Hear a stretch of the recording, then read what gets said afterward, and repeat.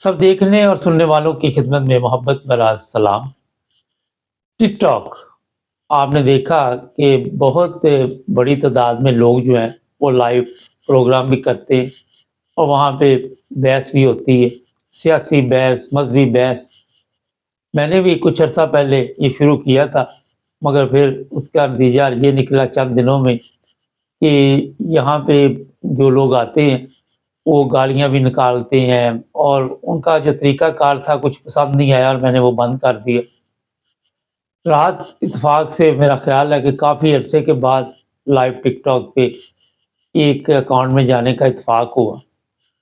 तो 4 साढ़े 400 लोग वहाँ पे बैठे हुए थे, तो मैंने सोचा मैं भी 5-10 मिनट देखता हूँ यहाँ पे क्या हो रहा है। मुझे भी उन्होंने दावत दी बहरहाल कोई बातचीत करने की। तो वहाँ पे एक साहब के साथ बहस हो रही थी। यहाँ ये मैं आपको बता दूँ कि बहुत से लोग हमें लिखते हैं कि आपका मज़हबी चैनल है, सियासी चैनल है। देखिए सब कुछ इस चैनल पे बातचीत के ज़रिए हम लोगों को बताने की कोशिश करते हैं। हमारे जो लोग हैं देसी, ख़ासकर पाकिस्तानी, उनके जो मसाइल हैं वो मज़हबी भी हैं और सियासी भी हैं, अखलाकी भी हैं और भी बेशुमार चीज़ें होती हैं जिसकी तरफ तवज्जो दिलाई जाती है। जो बात आज मैं आपको बताने वाला हूँ कि आज के दौर में हम कितने पीछे रह गए हैं, ये लोगों के पास इल्म नहीं है। वहाँ पे एक साहब थे, उनको मज़हबी तौर पे बताया जा रहा था कि इस्लामी तालीमात क्या है। थोड़ी देर बैठने के बाद मुझे महसूस हुआ कि यहाँ पे मिक्स लोग बैठे हुए हैं, उनमें अहले सुन्नत भी हैं, शिया भी हैं, अहमदी भी हैं। और फिर जो बहस हो रही थी वो ये थी कि एक साहब थे, वो कहने लगे जी हमें यहाँ पे क्योंकि अज़ान की आवाज़ नहीं आती इंग्लैंड में, उसकी वजह से हम नमाज़ नहीं पढ़ सकते। जो साहब बता रहे थे उनको समझा रहे थे कि जनाब अगर अज़ान की आवाज़ नहीं आती तो आजकल मोबाइल है हर बंदे के पास, नमाज़ों के टाइम मिल जाते हैं, वो आप सेव कर लें। इस तरह की चीज़ें जो है उसकी तरफ तवज्जो दिला रहे थे। तो वो कहने लगे नहीं जनाब, क्योंकि यहाँ पे अज़ान की आवाज़ नहीं आती तो हमारे जो मौलाना साहब हैं, जो मौलवी साहब हैं हमारे पाकिस्तान वाले, उनका कहना है कि आप अगर आवाज़ ना आए अज़ान की तो नमाज़ ना पढ़ सके तो मुझे पैसे भेज दिया करें। मैं बड़ा हैरान हुआ, ये अल्फ़ाज़ जब मैंने थोड़े से सुने तो मैं भी रुक गया था वहाँ पे। फिर दोनों की बहस शुरू हो गई। जब चंद मिनट की बहस मैंने सुनी तो मैंने वहाँ पे रिक्वेस्ट की कि मुझे बुलाओ ऊपर। मैंने उन साहब को कहा जो उनको समझाने की कोशिश कर रहे हैं, मैंने कहा ये बंदा फारिग है, बिल्कुल पैदल है अकल से, तो आप ऐसे लोगों के ऊपर क्यों टाइम ज़ाया करते हैं, क्यों इस तरह की बहस करते हैं? वो कहने लगे जी हमारा तो ये काम है।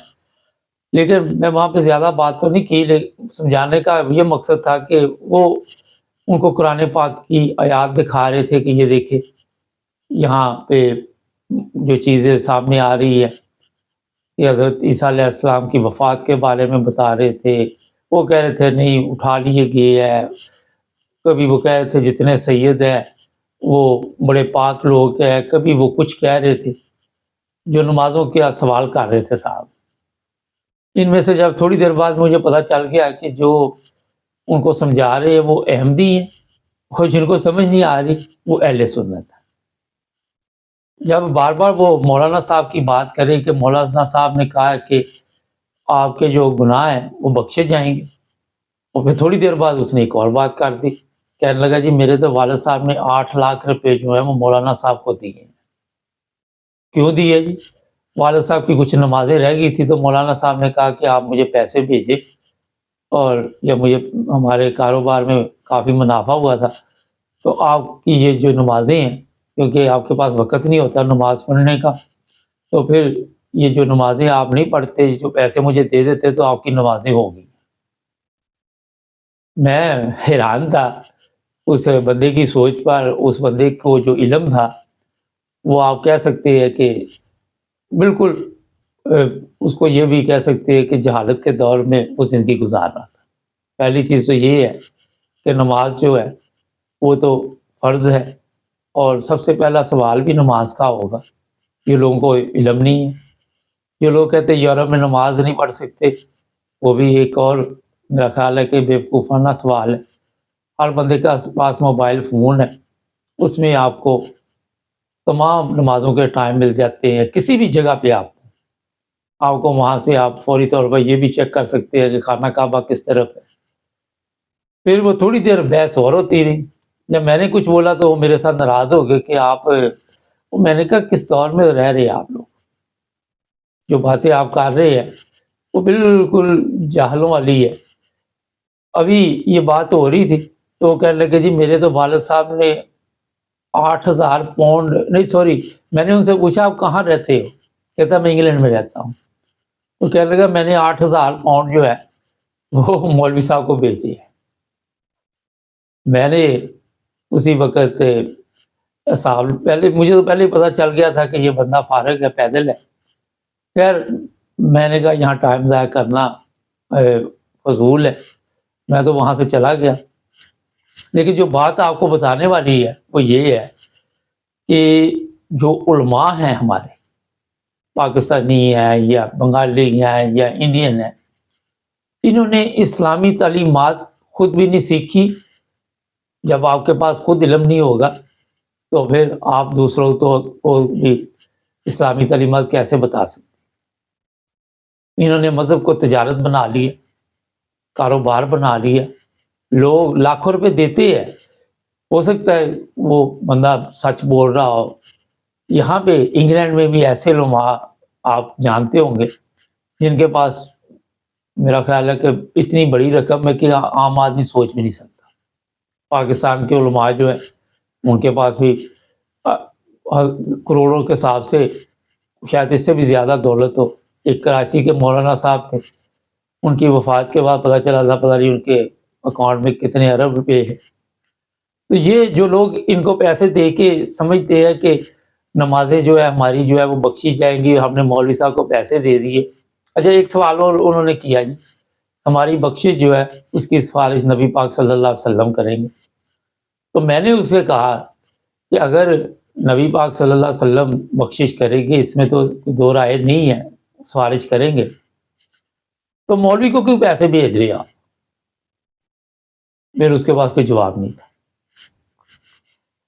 یہ پاکستان کی جہالت کا معیار ہے کہ جو مذہبی تجارت اس وقت چل رہی ہے وہ علماء نے ایسی جگہ پہ لوگوں کو پہنچا دی ہے کہ اس کی نمازیں بھی ہو جائے گی. وہ کہتا ایک پتہ نہیں ہم نے کوئی مولوی صاحب کو پیسے نہیں دیے تھے تو انہوں نے کہا کہ کوئی وفات ہوگی فیملی میں تو اس کا جنازہ بھی ہم نہیں پڑھا سکتے. وہ مولوی نے جنازہ پڑھانے سے انکار کر دیا. آج کے دور میں انہی چیزوں کا فائدہ جو ہے علماء اٹھا رہے ہیں. انہوں نے قوم کو جہالت کے اس گڑھے میں پھینکا ہوا ہے. اور نماز جنازہ جو ہے اگر آپ کا تعلق اسلام سے ہو تو میرا حال ہر بندے کو نماز جنازہ آتی ہے. اگر نہیں آتی تو یاد کر لے اور پڑھا سکتا ہے. یہ میں آپ کو بتا رہا ہوں. ضروری نہیں کہ کوئی مولوی آ کے آپ کی نماز جنازہ پڑھائے. اگر کوئی انکار کر رہا ہے، مگر مصیبت یہ کہ آپ میں سے تو آتی کوئی نہیں، ہر چیز تو آپ نے مولویوں پہ ڈالی ہوئی. جو عام نماز ہے، فرض نماز، وہ بھی ہر بندہ پڑھا سکتا ہے، اس میں آپ کو کسی مولوی کی ضرورت نہیں. نکاح کا اعلان ہے وہ گواہوں کی موجودگی میں وہ بھی ہو سکتا ہے. تو ہر جگہ پہ جب آپ کے ذہن میں یہ ہوگا کہ یہ مولوی کے بغیر ہم نہیں چل سکتے، تو مولویوں نے پھر ایسا ڈرامہ پاکستان میں کیا ہوا ہے. انہوں نے اسلام تو دور کی بات ہے، لوگوں کو انسانیت کا سبق دینا بھی میرا خیال ہے مناسب نہیں سمجھا. وہاں پہ بیٹھنے کے بعد ایسی جگہ جہاں پہ بحث ہو رہی ہو تو جو سمجھدار بندہ اسے 2 منٹ میں پتہ چل جاتا ہے کہ ان لوگوں کے پاس جو بھی بحث مذہبی کر رہی ہے کس کے پاس عقل ہے اور کس کے پاس عقل نہیں، کس کو اسلام کا پتہ ہے. اب جو صاحب سمجھا رہے تھے ان کو قرآن پاک کی آیات میں سے، میرا خیال وہ بھی اپنے ساتھ بھی زیادتی کر رہے تھے. یہ جو بندہ تھا اسے تو وہ یسن القرآن جو ہوتا ہے اس کی تعلیم کی ضرورت تھی، ابھی اس کو پتہ ہی نہیں تھا قرآن مجید. اور میں گارنٹی کے ساتھ کہہ سکتا ہوں کہ جس بندے نے نمازیں مولوی کو پیسے دے رہا کہ میری نمازیں ہو جائیں گی، اس نے کبھی قرآن مجید کھول کے بھی نہیں دیکھا ہوگا. یہ بھی ایک بہت بڑا آپ سمجھ سکتی ہے کہ کمزوری بھی سمجھ سکتی ہے، دوسرا یہ کہ کہتا میرے پاس ٹائم نہیں۔ تو دولت کے ذریعے اگر دولت ہے تو ہم سمجھ رہے ہیں کہ ہم اپنی بخشش کے سامان جو ہے وہ دولت کے ذریعے کروا رہے ہیں۔ دیکھیں، کسی جگہ بھی خرچ کرنا، کسی غریب کی مدد کرنا، کسی جگہ پہ اگر کوئی یتیم بچے ہیں ان کی مدد کرنا، مسکینوں کی مدد کرنا، فقیروں کو کھانا کھلانا، کہیں کسی کا علاج کروانا، کوئی ہاسپٹل بنوا دینا، کوئی پانی کا نلکا لگوا دینا، کوئی اور بے شمار ایسی چیزیں ہیں جس سے کے ذریعے آپ خدمت کر سکتے ہیں۔ یہ نہیں کہ مولوی صاحب کے اکاؤنٹ میں آپ نے 8 لاکھ روپیہ بھیج دیا، کبھی 12 لاکھ بھیج دیا، کبھی 8,000 پاؤنڈ بھیج دی، تو سمجھ رہے ہیں کہ مولوی صاحب ان لوگوں کے اوپر خرچ کر رہے ہیں۔ یہ بے شمار جو دولت آپ لوگ ضائع کرتے ہیں یہ کسی کام نہیں آتی، نہ تو عبادت کسی کی خریدی جا سکتی ہے، نیکی وہی ہے جس کا فائدہ کسی کو پہنچے۔ اور آپ نے دیکھا پاکستان میں جس طرح لوگ زکوٰۃ، چندہ سب کچھ دیتے ہیں، وہاں پہ مختلف جگہ پہ مساجد کے باہر بھی ڈبے، اب تو آن لائن بھی بیٹھے ہوئے ہیں کہ ہماری مسجد کے لیے پنکھے چاہیے، یہ چاہیے، وہ چاہیے۔ تو آج پاکستان کی حالت بدل چکی ہوتی، لیکن کیوں نہیں بدلی؟ کیونکہ پاکستان میں جس طرح آپ سمجھتے ہیں کہ ان لوگوں کا سیاست سے کوئی تعلق نہیں، اس طرح مولوی کا بھی دین سے کوئی تعلق نہیں، مولوی کو بھی دین کا علم نہیں ہے۔ مولویوں نے بھی اپنی دکانداری چلانے کے لیے ہر ایک نے اپنی اپنی دکانداری بنائی ہوئی ہے، اور پھر اسی مذہبی جو جہالت ہے اس سے فائدہ اٹھا کے پاکستان میں مذہب کے نام پہ ظلم و ستم ہوتا ہے۔ کبھی کسی عیسائی کے اوپر ظلم ہوتا ہے، کبھی کسی احمدی کے اوپر ظلم ہوتا ہے، کبھی کسی ہندو کے اوپر ظلم ہوتا ہے۔ کل میں دیکھ رہا تھا 12 سال کی لڑکی، اسے جی زبردستی مسلمان کر کے تو جس نے نکاح کیا، نہ وہاں کو پوچھنے والا، نہ کوئی قوانین، نہ کوئی عدل و انصاف، کوئی ایسی چیز۔ یہ اس ملک کے میں ہو رہا ہے۔ تو یہاں سے جو لوگ جاہل آج بھی سوچتے ہیں کہ یہ علماء کی وجہ سے ہماری بخشش ہوگی، انہیں بھی سیکھنا چاہیے۔ پھر جب اس نے کہا میں انگلینڈ میں رہتا ہوں، تب میں نے کہا اس بندے کو انگلینڈ آ کے بھی عقل نہیں ہے۔ انگلینڈ آ کے بھی بندے کو تھوڑی سی عقل موت آ جاتی ہے کہ یار میں یورپ میں رہ رہا ہوں، نہ تو یہاں پہ کوئی دربار ہے، نہ کوئی چڑھاوا چڑھا رہا ہے، نہ کوئی کچھ کر رہا ہے، نہ کوئی کچھ کر رہا ہے، تو یہاں کے بھی عقل نہیں آتی۔ وہ عمران خان کی بات ہے کہ یہ نہ تو یہ پڑھے لکھے ہیں اور نہ ہی یہ سیکھتے ہیں، اس نے بات بالکل ٹھیک کہی۔ کوئی ایسی چیز بھی اسلام کی آج تک علماء نے آپ کو ڈلیور ہی نہیں کی، کیونکہ ان کے پاس خود نہیں ہے۔ وہ سمجھتے ہیں کہ بس ہمیں پیسے ملنے چاہیے ہر چیز کے۔ جب آپ کے ذہن میں یہ ہوگا کہ فلاں کے نکاح کا اعلان کرنا تو وہاں بھی میری جیب گرم ہونی چاہیے، فلاں کا جنازہ پڑھانا وہاں بھی جیب گرم ہونی چاہیے، اور اپنے لالچ کے لیے وہ لگے ہوئے ہیں، گورنمنٹ سے بھی پیسے لیتے ہیں بلیک میل کر کے، بڑے بڑے یہ انہوں نے کاروبار بنائے ہوئے اپنے۔ لوگ کہتے ہیں فوج کے کاروبار بہت زیادہ ہے، یہ مولوی بھی کم نہیں ہے، ان کے بھی بڑے کاروبار ہیں۔ تین چیزیں جو تین لوگ اس وقت طبقے ہیں، سیاست دان، مولوی اور یہ ہمارے جرنیل ہیں، انہوں نے آج تک، جرنیلوں کا کہنا ہے کہ بارڈر پہ لوگ شہید ہوتے، اب سیکیورٹی کیوں نہیں وہاں پہ بارڈر؟ یہ بھی ایک سوال ہے، اگر آپ اتنا خرچہ مرچہ کر رہے تو لوگ کیوں وہاں پہ شہید ہو رہے ہیں؟ مولوی کا کہنا ہے کہ ہم دین کے ٹھیکیدار ہیں اور پاکستان اسلام کا قلعہ ہے، دور دور تک نظر نہیں آتا اسلام۔